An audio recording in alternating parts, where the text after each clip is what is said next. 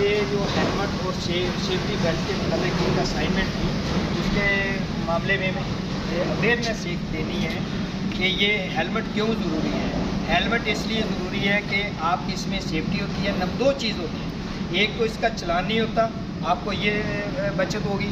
दूसरा, खुदा न खास्ता कहीं सडन एक्सीडेंट हो जाए, उसकी वजह से आपको हेड इंजरी से बचा जा सकता है। हेड इंजरी जेन आपको पता है कि अगर इंजरी आ जाए तो बाज़ का बंदा कोमे में चला जाता है, बहुत ज़्यादा सीरियस हो सकती है और माइनस भी हो सकती है। लिहाजा कोशिश करनी है खुद भी हेलमेट पहनना है और दूसरों को भी हेलमेट पहनाना है। हेलमेट के साथ आपने कोशिश करनी है ड्राइविंग करनी है।